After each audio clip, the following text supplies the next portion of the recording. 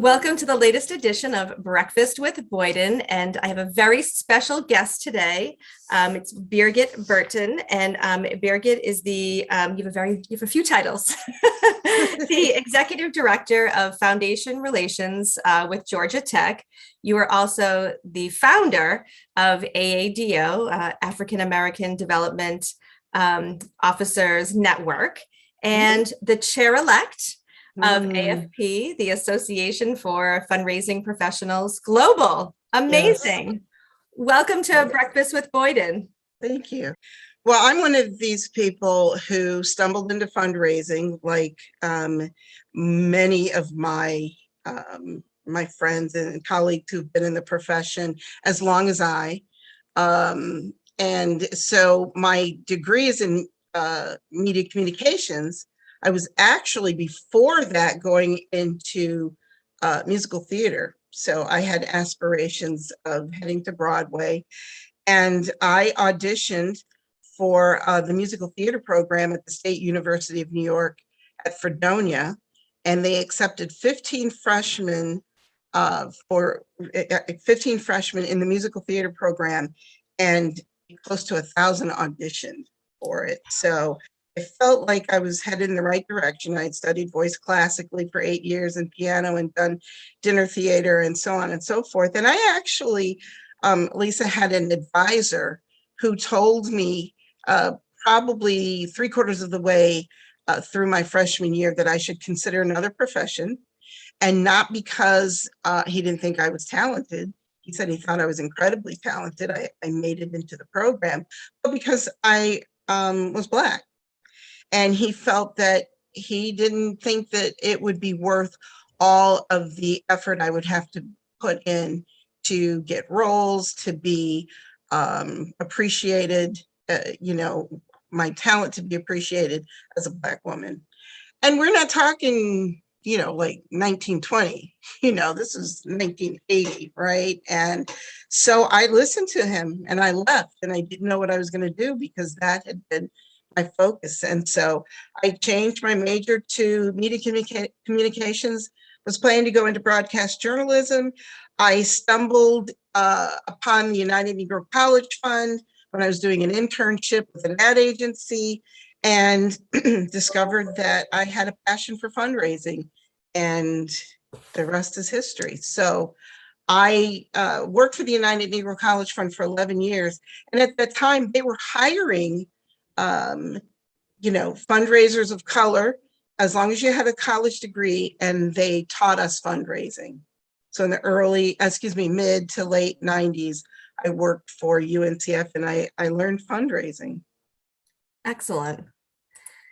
And you founded in 1999 the African American Development Officers organization. And how did that come to be? Tell me a little bit about that. So my next job was as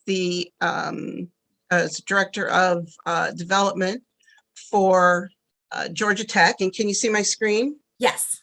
Okay. So I left UNCF and I started with with Georgia Institute of Technology, and I was actually the first frontline fundraiser of color that Georgia Tech had ever hired. Amazing. And so, so after working 11 years, and understand, I went to predominantly white schools. I grew up in predominantly white neighborhoods. So it wasn't that I had never been around white people. This was not, something that I was uncomfortable, being in that environment. But I had worked for UNCF for 11 years, raising money for historically Black colleges and universities. And all my colleagues, for the most part, were Black colleagues. And so Georgia Tech, all the frontline fundraisers were white. And I was just looking for my community, that I was accustomed to. And so I went to the Atlanta University Center, which is where Spelman, Morehouse, Clark Atlanta, Morris Brown, Interdenominational Theological Center, Morehouse School of Medicine, where these HBCUs were. And I met my colleagues there, and I asked them if they'd like to come over to Georgia Tech. and we could, sit and talk and share best practices and maybe commiserate a little. And so that was just a group of 25 people at the time. And that turned into a 23-year network of conferences and support that now has over 3,000 people.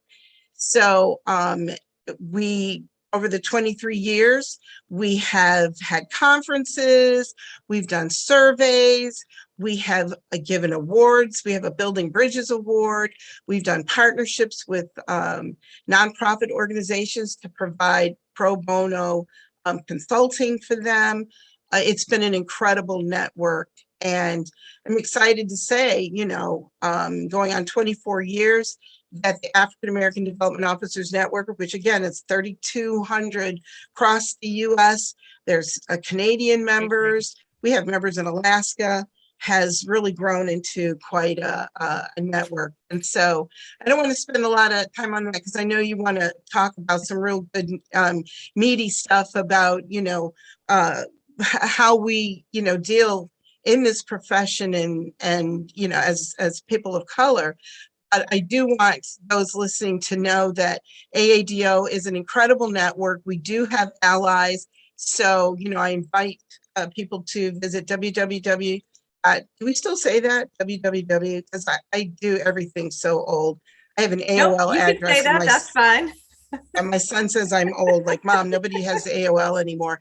But so it's aadonetwork.com, and we invite allies as well. And so we plan to grow the pipeline of professionals of color over the next decade. So, yeah. Perfect. That was excellent and such a great segue into talking about recruiting.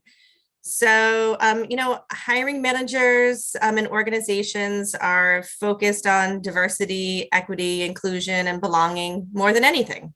Right. And we, hear this all the time. So, but there's still a lot of work that needs to be done, as you know. What advice would you give to hiring managers as they're looking to hire, recruit, retain fundraisers of color for organizations and within higher education? I get asked this a lot, and so I appreciate you asking, and I'd like to show a few slides, that speak to that. Can you see my slides? Yes. Okay. Just making sure. All right. So yeah, I get asked this a lot. And I remember when a major university was trying to recruit me away from Georgia Tech, maybe 10 years after I'd been at Georgia Tech. And by the way, I'm coming up on 25 years at being at Georgia Tech. And unbelievable. Yeah, it is unbelievable. And the hiring manager said to me, I've been to a few conferences and there were only a few Black people there. And, I found out about you through, someone who mentioned your name, but there are all of the fundraisers of color. They're not out there. And if they are, I just don't know how to find them. And so I really, wanted to focus on attracting, hiring, and retaining diverse fundraising talent because there's so many myths out there.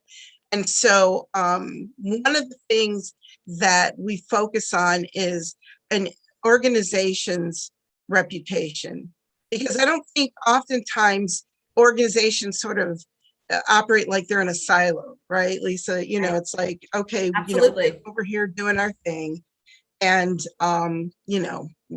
nobody's really paying attention, but they are, and so I had an organization once, reach out to me because of the AADO network and want to post a job on the AADO network's website. And he posted the job on a Friday afternoon, and the Monday morning, no one had applied yet. And he sent me an email and I called him. He said, I don't understand. And I said, well, what were you thinking was going to happen? And he said, well, I thought I'd open my email, and in my inbox, I at least have 10 or 15. And I said, here's the reality. In the Association of Fundraising Professionals in 2019, when they surveyed the membership, which was around 30,000 at the time, of those that responded, less than 9% of that 30,000 were people of color, and 4% African American. Lisa, 30,000, right? It's Now, incredible. I remember it reading is. that. Yeah. So here's what's crazy about that. So I told him, I said, Jim, so you posted, on the AADO network, 3,000 plus members. So assuming that all of them are looking at that, assuming that everyone is looking for a job. So that 4%, right, that are people of African American are looking for a job. They're all looking for a job, and they all want to move to Connecticut and work at your military school.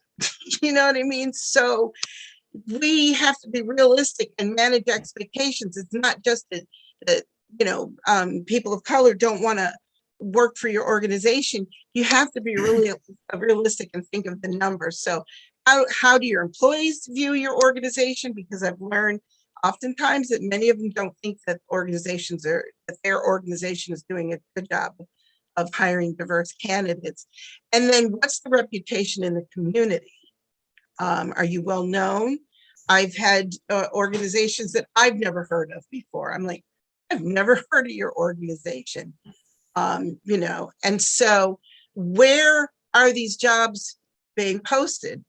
The AADO network, we have about 6,000 hits a month, and it's not just by our membership. It's very popular and widely shared. And so there are other diverse forums on LinkedIn. There are different places you need to seek them out on where you can post jobs. I won't go through all that. And then talking about hiring diverse, talent, we were talking about this earlier. It's so easy to connect with a candidate that you bring in because of things you have in common. And so what will happen is you might have two really stellar candidates that have amazing resumes, and this could happen to me as a woman of color, I might identify with the candidate who is Black as well. I might identify with them because we belong to the same sorority, or we like the same music, or attend the same church. And so that can happen, no matter what your race or ethnicity is.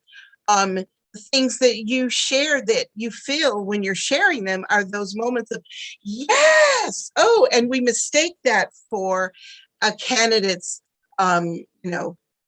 ability to do the job. And Absolutely. so that's one of the things that happens often. And so retaining is huge. So we find them and we hire them, and organizations are doing better with that right now, but keeping them. Absolutely. So, we participated in a survey with the Association of Fundraising Professionals on inclusion, diversity, equity, and access. And I think it was better than 50% said that they had left a job because they had been treated poorly, experienced racism. And here's what's really surprising. The managers and team, members, colleagues were shocked. They didn't know that. So they didn't often say what it was. They left. There isn't a culture of being able to, express that. And so oftentimes there's this idea of, okay, we saw you, we hired you, we let you in. Now it's your jobs, like throwing somebody in, the pool without a life jacket, or, what do you call it? The Lifesaver, the buoy thing, whatever that. Not a life jacket. I know. You push them in. All right. No, the round thing, the Lifesaver, right? That round thing with the donut thing. Never mind. The donut thing. It looks like a Lifesaver. You a life preserver. Life preserver. Ooh, this is scary, Lisa. Remind me not to go near a pool with you. We won't go on a boat together. Okay, because she'll go, I don't know. How do I help her? So it's like pushing somebody in the pool. They don't know how to swim well. And you're just like, well, you know what? I got you to the pool, figure out how to swim, and oftentimes it's like, we don't know what to do beyond this, and contributing to how we treat people is how we were raised, our own personalities, and how we've been socialized. And we don't take any of that into consideration. And I love this because we, sort of insist on people, being a part of the group. Do your best impression of being a part of us, however that is. You need to look like us and sing like us. And, this is, you can't show up as yourself. Do your best Elvis impression. This is a great visual. And look at all the variations of all of them trying to look like Elvis. I love it. So when they get there, right, and they're part of your organization, then oftentimes they don't get included in things, don't get invited because you don't look like us or celebrate like us. I've known of people not getting invited to go out with the team to, Charlie's tavern down the street because it's known that, Caitlin is a vegan. Well, she's not going to have fun anyway because Charlie's is all about, barbecue and whatnot. So you're not going to invite her. Not doing something different, like, hey, let's go to this well-known vegan restaurant where Caitlin can have a really good time and we'll try some different vegan foods, right? You dress differently. You don't think exactly like us, and people will exclude you because of those things. So we encourage people to make different choices and consider other points of view. Give team members those stretch assignments, let them lead something, and sometimes be the one to make the final decision. So, that's a quick and sort of, fire hose, examples of, when we're talking about attracting and retaining, people. But it's important because these are some of the things that contribute to them not wanting to stay. And when we go a little further, I'm going to share some other things when we talk about biases and some microaggressions that are a part of this as well. Well, that's a great segue. Why don't we talk a little bit about that, about biases and microaggressions, and maybe share a little bit about, your experiences. All right. Well, while I'm trying to get this slide up here, because my mouse has now started acting really crazy. One of the things that I want to say while I'm doing this is I always appreciate the opportunity to, to share a little bit of my wisdom and, experience. But I want, folks listening to understand that I am not an expert. I have done trainings. I have, had many lived and continuing to live experiences. But I invite people, always to, here we go. As I struggle to act like I'm not, You're doing a great job. Thank you. I invite people to email me at birgitburton@aol.com because I'm learning every day. I make mistakes. I am far from perfect.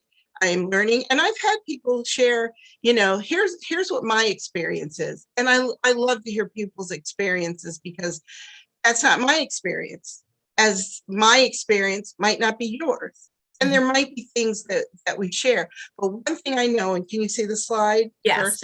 Yes. So I'm so glad we're talking about this. Yes, we're all a little, tired of the diversity discussion over the last year and a half, and even before then. And it's funny, I tell, I don't name my presentations diversity and things like that because, they'll open up the webinar or whatever, and there'll be 4 people. People are like, I don't want to get preached to. for an hour. I don't want to be responsible for all the wrongs of my, ancestors or the mistakes that I made in my thinking. Or so I will pass this particular one, right? So I don't name them, put diversity. What's funny is that what's funny, but what's real is that there was a time people that didn't feel comfortable with the word diversity. So we're a little tired.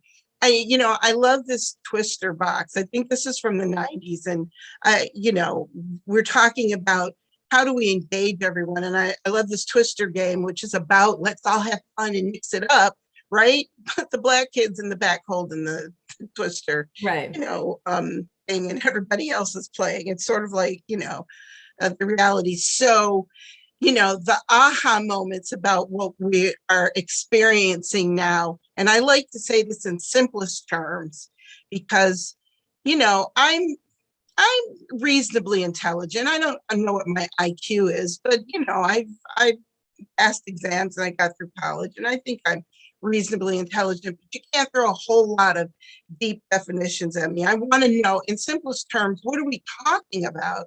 And so I know we've heard having a seat at the table and people go, yeah, having a seat at the table, but you know what it's like. People are sitting at the table and you're away from the table and don't get invited to join the group. So you get invited to sit at the table, but you get to say something. So you've been in a situation where people are talking around you and it's like, you're going, right, I'm here. Right. Can you see me? Right. I feel like I'm sitting here. Yes. It's like, I'm not being included in this conversation at all. Or you go to say something and people talk right over you. It happens to us women a lot, doesn't it? Yeah. So, so having a voice, but belonging means being heard. So that's a part of this whole thing when we're talking about retaining diverse staff, is being heard. I have been in situations where I've raised my hand or, wanted to say something, and I felt the energy was like, we don't really want to hear what you have to say. And so oftentimes then when we're talking about, diversity, so we want those people to come to the table, to have a voice, to be heard, but we love this beautiful picture of diversity where we see, visually what we think is diversity. We see color and gender and, I mean, it makes us feel like, yes, this is what we want our board to look like and our staff to look like. But I use this picture because this is actually a diverse group. One person has hearing loss, one's 16, one's African-American, Latinx, 90 years old, and has mental illness. And the surprising thing is number 2 is 16, number 4 is African-American, number 5 is 90. Oh, I look that good when I'm 90. Number 1 has hearing loss. And number 3 has mental illness. But maybe at first glance at this group, you might not think there's a whole lot of diversity here. And I didn't show you this one earlier, but I love this one as well. There's a 60-year-old, 80-year-old, 90-year-old, and a 100-year-old in this picture, right? And sometimes we think, we exclude people because of age. And number 1 is 60, 2 is 100. That woman's 100 years old. 3, yes, 3 is 80, and 4 is 90. So, I really hope I look that good.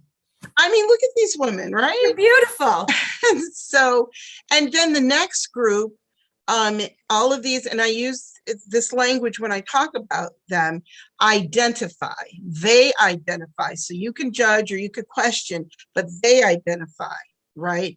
As Indigenous, Black, Latina, Asian, white, or Arab. And so here's the group, and you might look at them and say, oh my goodness, I can't tell. I think maybe and maybe and maybe, but number 1 is Asian, 2 is Latina, 3 is Indigenous, 4 Arab, 5 is white, and 6 is African American. And so, we want to figure out who people are. We want to assign to, we need to know, what are you? We have this need. When it comes to me, I've asked people, well, what do you think I am? And, often it's African American. I've gotten some really exotic things that, are really amazing. But when you break it down, and this is through ancestry.com, this is an interesting, breakdown of who I am. And that's always surprising to people. And it's even more surprising when I break it down further and I show, the European is 56% German, English, Italian, and Norwegian.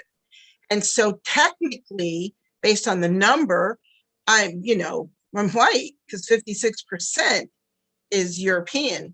And it's, people, and when I went back, if you remember, when we did live audiences, right. we're confused. But I'm adopted. My birth mother's German. I found my birth father a few years ago, and he's Barbadian, the family is. And so my birth mother kept me until I was almost 3 years old. And then she felt the best life for me would be to be with a family of color. And my father was in the Air Force, and he and my mom were stationed in Germany. They'd been married 10 years.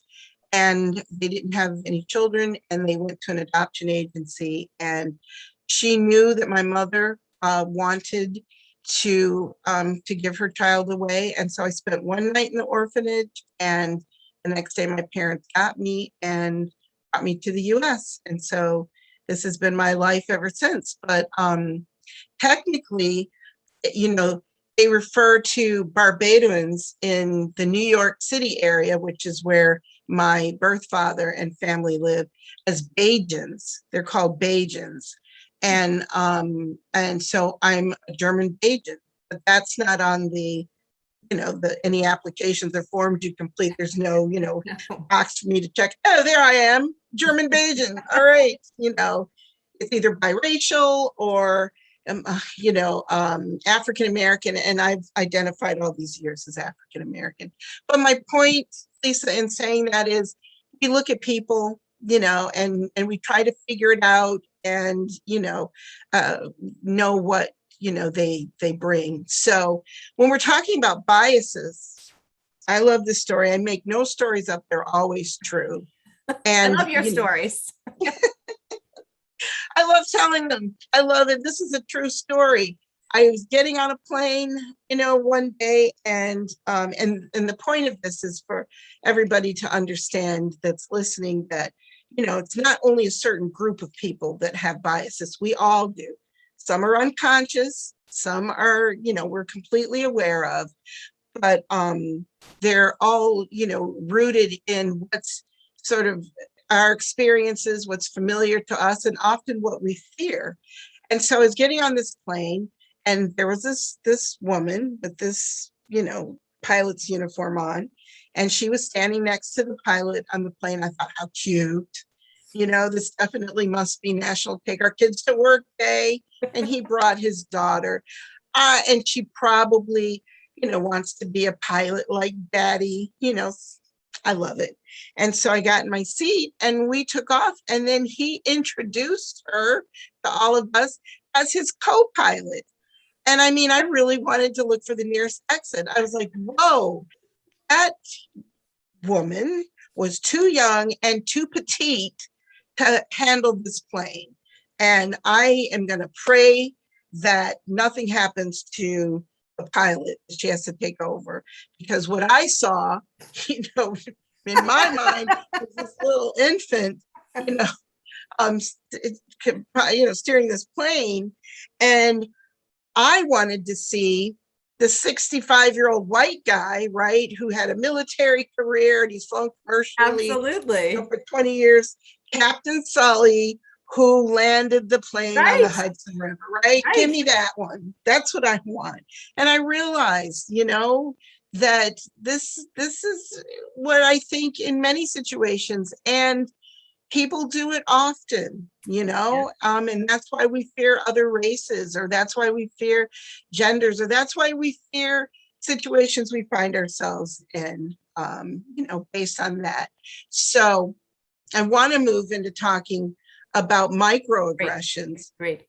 Is that okay? Absolutely. This is great because I wanted to talk about intentional and unintentional and how this all happens.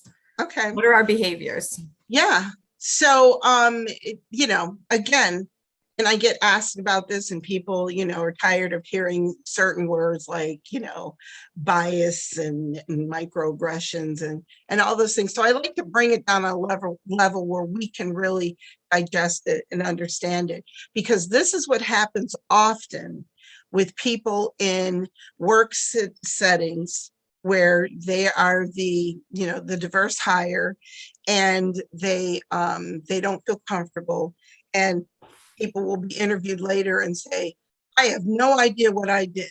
I have no idea what I said. Well, I'm going to share a few of these microaggressions that, happen on a daily basis that we don't realize. So here's one. Somebody can say, wow, you're so articulate. But the possible interpretation, Lisa, is, I'm surprised at how well you speak. I know other people like you and they don't speak as well, and that's based on,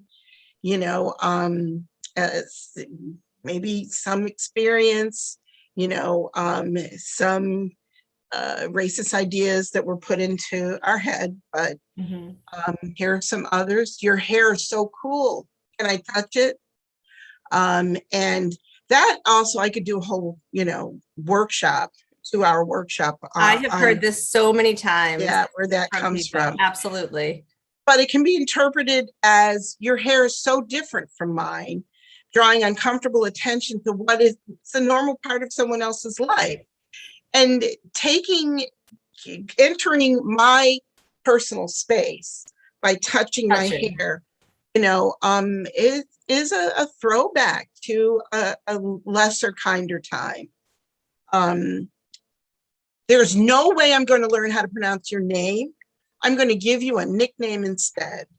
So possible interpretation, I can't take the time to learn how to pronounce your name. It's not important to me. I mean, it's just too difficult. I can say Tchaikovsky in a heartbeat, not even think twice, but I don't feel comfortable trying to learn how to pronounce your name. I can't be bothered. So I'm going to name you something else. My name is Birgit, and I appreciate people asking me how to pronounce it. Right. Sorry, I was going to say, I asked you at the beginning, You did. make sure I'm pronouncing your name correctly. And I hopefully I do that with candidates as I'm speaking with them. Let me know how to pronounce your name and I'll try to write it down so I'm saying it appropriately. Yes. And it's okay to ask again, you know what I mean? Right. And say, I'm sorry, I want to say it correctly, and to just keep pronouncing it incorrectly. I have friends like you. Possible interpretation, I associate with people who are similar to you, so I understand your experience. Or oftentimes I just want you to know that, I get you, or that we're family, because I interact with people. I've made that are like you. I've made that mistake. I have done it. And I have wanted somebody to know that, my daughter is gay. And so, because I want to let them know, I'm not going to judge you. I'm not going to, because my daughter, of all people, I love my daughter, but I said that to someone and their response was this. Like, they didn't go, yay, you have a gay daughter. Okay, you're cool. It was like a conversation stopper. I was so embarrassed. And then I said, now I get why people say, I have a Black friend. I have, something to make me, I get it. You want them to understand, right? That you get it. But you have to be careful how you brought that into the conversation. Sure. And then the last one is, when I look at you, I don't see color. Biggest mistake.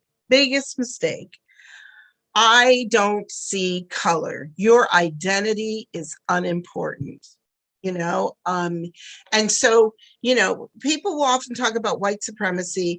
I personally don't like white supremacy. I like standard of whiteness. It's something that another group has educated me on. It's saying that the standard is here and everything else is measured up against it. You know what I mean? So if I say, I don't see color, I can interpret that as you're saying I'm just like you. That, like, you're telling me that I'm white, that you don't see me as anything different.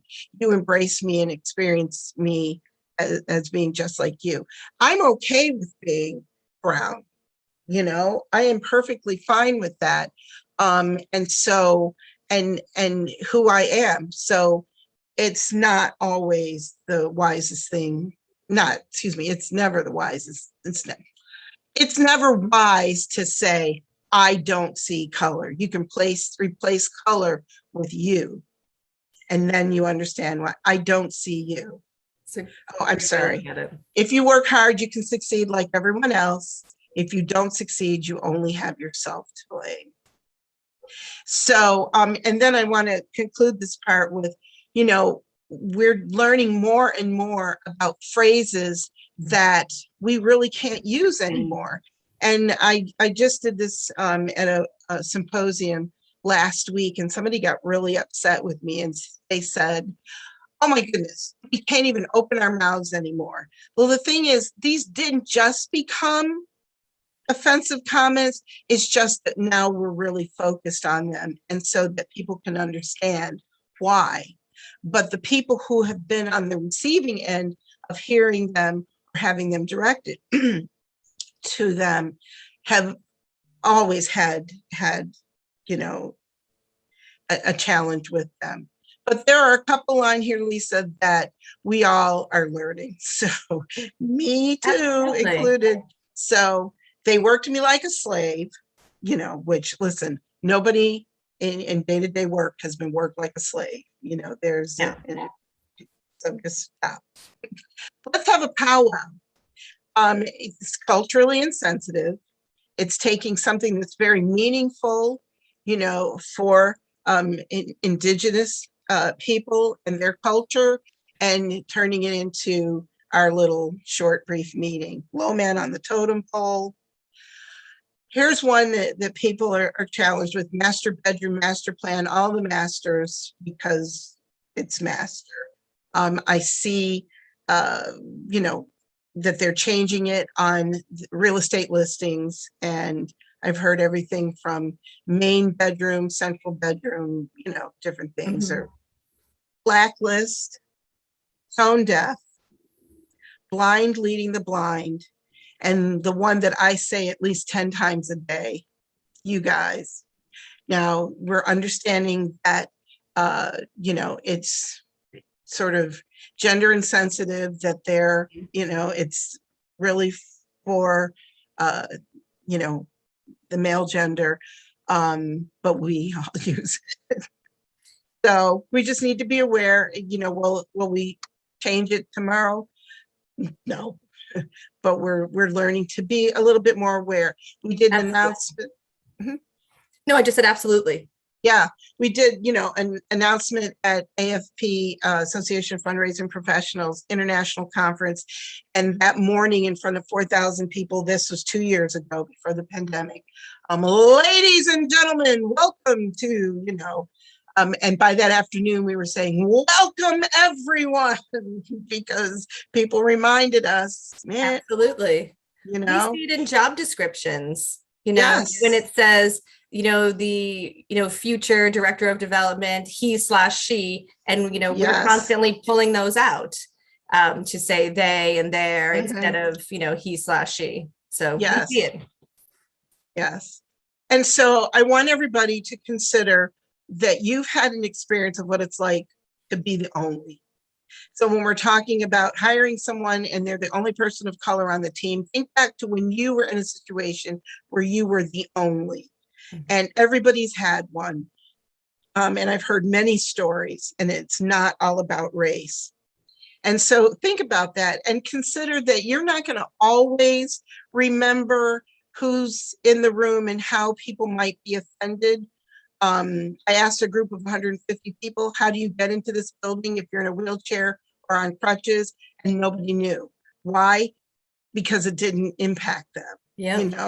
Absolutely. We only think of those things that impact us. So when a group said to me, of all white friends, we're going to get on a Zoom call next week and we're all going to bring our baby pictures, and then we'll have fun spending the next 30 minutes trying to guess who's who. That ended up being no fun for me because I was the only Black one in the group. And I knew, and by the way, these are not their pictures, these are random baby pictures, but that is me in the middle. The reality was I just kind of went like this, and they were like, Birgit, what's wrong? I was like, that's not going to be any fun for me. I'm the only Black person. And you'll see my little picture and you'll know it's me. Party over for me, in the first 30 seconds. And then I'll spend the rest of the time trying to guess you, but nobody will be guessing me. And they were like, oh my God, we feel so bad about that, And we came up with another game, but we don't always think of it. And so lastly, for real, the biggest thing that we can do in all of this that we find ourselves in every day, with the oops and, I'm really sorry I made that mistake, is to apologize, right? Just apologize, and apologize without a but. I'm sorry, but what I really meant, and I'm sorry, I love this one. I don't love it. I'm being right. Fantastic. But this one, people go, I'm sorry you took it that way. I'm sorry, but I'm sorry that you took it that way. But they both disqualify it. I'm sorry, but is saying ignore. I'm still going to do it anyway. Exactly. And I'm sorry you took it that way is you're insensitive, not me. Exactly. Right. So learn to say, I'm sorry, and leave it with a period. I'm sorry, I didn't mean to hurt you. I'm sorry, I didn't mean to offend you. I'm so sorry, period. And leave it at that. And recognize that, it might not fix everything, but it's the first step to fixing everything. And oops, ouch. Oops, when you offend someone. Ouch, when you've been offended by someone. Ouch, Lisa, that hurt a little bit. Oops, I'm sorry I said that. And none of us are perfect. We're all in this journey together. And you just wake up and show up with your best heart and best intention and, ready to learn. And we will more and more every day figure this out. So that's my message for the day. And I really appreciate you giving me the opportunity to share my passion. I want us, ideally to all get along, on this planet that we share. That Captain Spock said, did you hear him after he came? I watched it. I loved every bit of it. Oh my God. Seeing him get out of the shuttle was amazing. Yes, and he was in tears, and he said something that just touched me. Like, people have been up in space and they've said the experience, and I kind of feel like, yeah, they had the experience I did, and I can only imagine. But he's the one who said something that really resonated with me. He said, I was up there and it was so dark and void, and yet there's this beautiful planet lighting up, the universe. That, I mean, those aren't his exact words, right, but that's what he was saying. There it was in all its glory. It's beautiful. And there's Earth and all this darkness out around it. And there's this beautiful Earth. And I was like, yes, that resonated with me. I get this now. Beautiful Earth. So let's just all, I know I sound corny. Like, don't smack me through the monitor. I can be corny sometimes, but I felt that, Well, this was amazing. I really appreciate you sort of peeling back some different layers of diversity, equity, inclusion, and belonging, and having some of these difficult conversations. And I'm a visual person, so I appreciate your visual aids. They were terrific. And I've learned a lot. And I'm really thankful that certainly I have so many people that I can connect with and learn from and Thank you. value you. Thank you. Well, and thank you to Boyden for being a sponsor of BABO. You know, we really appreciate it. And we're going to talk more about our partnership opportunities, you know, Wonderful. with you. So we're excited about that because our allies mean everything and will help us, you know, accomplish what we all want to see, you know, and that's more diversity in our profession. So thank you. Certainly. Thank you so much.